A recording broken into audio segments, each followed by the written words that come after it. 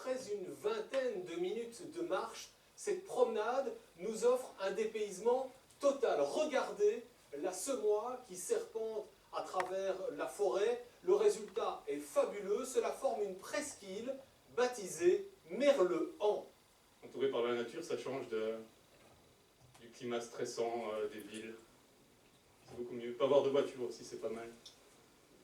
Ça fait du bien. Je savais qu'il y avait des belles forêts, mais je suis jamais allée vraiment, donc là, ça me fait plaisir de voir un peu le paysage belge, parce qu'on ne se rend pas vraiment compte en fait. La promenade nous emmène à flanc de falaise. Dans cet espace isolé, des habitants se sont autrefois réfugiés pour se protéger. Les habitants de Rocheux se sont cachés pendant la guerre 40-45. En fait, ils voyaient le village de Halle, juste en contrebas, où les maisons étaient incendiées. Ils voyaient la fumée et ils avaient peur que le même sort soit pour leur village. Donc ils sont venus se cacher ici, dans les rochers de la promenade des Échelles. Dans le fond de la vallée, quiétude et repos.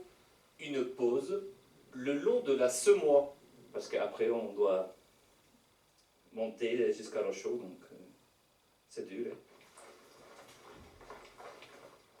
Aline nous guide vers la portion qui rend cette balade singulière. C'est à ces échelles que le tracé doit son nom, fixé dans la pierre. Sans ces marches à franchir, le tracé n'aurait pas existé. On a mis les échelles pour pouvoir gravir les rochers, sinon c'est impossible de les gravir. Ça permet d'avoir accès à la balade pour tout le monde, enfin, pour un public averti quand même, pas trop impressionnable, mais pour la plupart des gens quand même. Ce n'est pas très dur si vous allez doucement, mais c'est spectaculaire.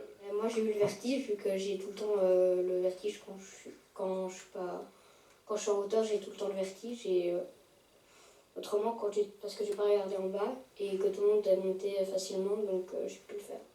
Sur le parcours, cette maison d'hôte, derrière ses murs, Marie-Christine et son mari prennent soin des promeneurs. 350 nuitées l'année d'ouverture de l'établissement, 650, 10 ans plus tard. Leur chiffre d'affaires, ils le doivent en grande partie au circuit des échelles et aux sentiers de grande randonnée. Oui, il y a pas mal de Flamands, bien sûr, mais il y a beaucoup de Wallons aussi, d'Australie, on en a qui sont du Canada, d'Argentine aussi, du Japon. Moins, mais enfin, il y en a qui viennent, voilà. Les gens viennent pour découvrir notre région.